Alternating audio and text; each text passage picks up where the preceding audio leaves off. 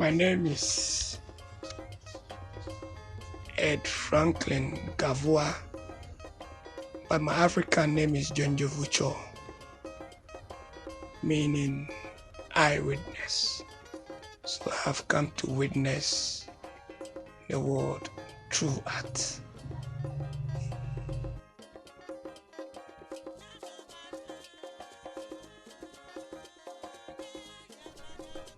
The name of this hospital is Jwohnjovouchor, means Jwohnjovouchor means eyewitness. So obviously when you come here, you are coming to be part of what goes on here. And very interestingly, it's an art studio, also a home for people to come and share and brainstorm ideas. We do a lot of things apart from the art. We cook, we bake. All these things that we do add up to the amazement of the place. In this hospital, everything is useful. Even if it is waste, we still keep it, work on it, and it makes you happy. Here in this hospital, we grow money from up. We have a small bank, we save.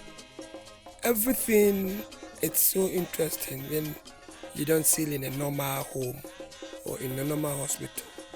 We have thoughts that follows us, ideas that we believe in, energies that helps us. And very simple to earth. Everybody shares anything as he or she wants. It's a place that is not as common as you go to other places with restriction. The only restriction here is you don't take photographs because things here are not produced. The hospital has a lot of interesting things. Has almost about 50 doctors with one patient, one nurse that attend to all patients that come. You'll be very nice if you should visit this hospital one day. You will never get sick anymore. We believe in bitter leaves. We believe in water. We believe in prayer. We believe in good food. And sometimes also we believe in anomobites. It's also part of the energy because we don't pretend as if we are holy. We are human. If the need rises for us to have that, we take it. If not, we do justice to our life takes us. We are very inspiring, aspiring. We believe in the future. We don't believe in lost. We are patient enough to understand that tomorrow will come, tomorrow will be better. All these things, when we add up to the hospital, you come here, you feel at home, you can sleep, eat, do everything. Here, people are welcome. The next time you want the hospital to renew your mind, your energy, your soul, please just come to Jwohnjovouchor Studio, Osu. You are most welcome.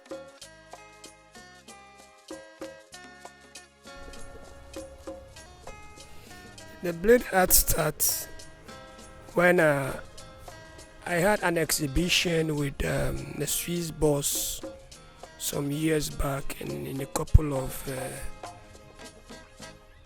about 7 great artists from Ghana.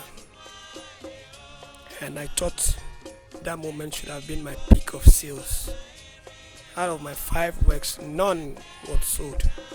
So I came back home frustrated because I knew I had the best of paintings in a very colorful way, but I didn't sell anything. And the works that were bought were even things that but not near some of the things I produced. So I sat back near my bed thinking of, should I continue with this art business since I didn't sell? And I had a call. And then I didn't pick the call. I had it for the second time. I didn't pick it. And then I took the phone.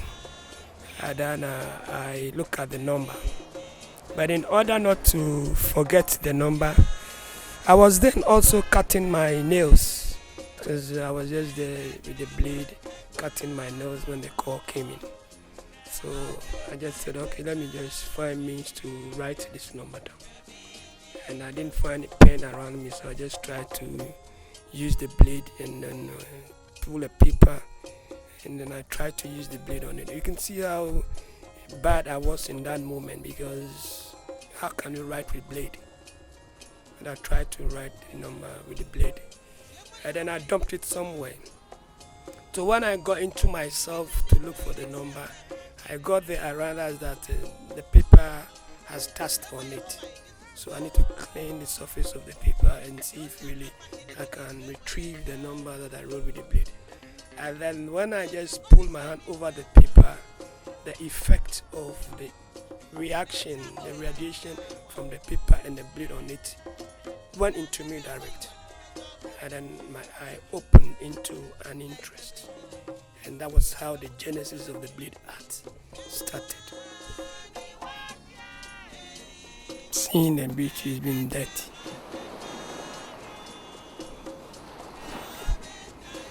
It's very bad, because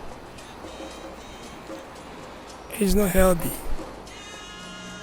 You see, a beach being dirty shouldn't be with us. That's not how God made it for us. And more or less, it's God's bedroom, where we go and dialogue with Him, sleep, the fun, like our kids go to their dad's bedroom and enjoy. That's how the beach is, and that's how it's supposed to be clean, even if not for us, for God. Sitting down thinking of what can I also do in contribution in terms of cleanliness, in terms of keeping my community more healthier, brought in birth the Kakai to find that anything that goes into the oceans and come back to the land has been purified, has been transformed for our use. So it's no more a waste. So you can now go back, reconnect to them, and then use them. So I discover myself trying to connect back to what people think is not useful. To me, it's useful. So I transform them and then brand them into Kakai. The process of Kakai, normally one thing with every artist, of course everybody is an artist if one doesn't know,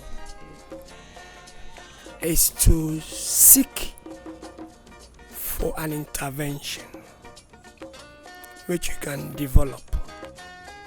The process of Kakai came as a result of me trying to understand the waste. Then it also looked like by then people wouldn't understand you, because the waste was not eating us up by then. 25 years ago, when I started thinking of the waste, little did I know it would now become a whole problem. But I, for once, maybe saw it earlier coming. So I started picking stuff. And then the wind blew, and I saw the reaction in its total. You have gathered waste, and then transforming that waste into a voice. What and what and what and what. But for instance, I packed all this thing into a rubber bag. That means I've taken them, I like them. So it's no more something that I can now come back and say, this and this and this and this and this is what I like most. So in collection of all together, I used all together and they all became one voice. And now in developing them into a concept, I also thought of, though I carve, I do clay works, I do other stuff. But now what can I do to hold these things as they now are living with me as a waste? Because I don't want to throw them away anymore. And then as they stay with me, the cuttings and the leaves started to deteriorate. They started growing old in the rubber bag. You see, they start becoming moisture. And then from that moisture state, you find out that they start becoming something fungal you won't even like. But that is where the energy and the spirit start coming in. You've kept this thing for a couple of days, they're now fungal, you don't like them, you want to throw them away. And then I open it. And then this is where the voice comes in. We are no waste. You can use me. We are no waste. You can use me. Then the notion of using them came in.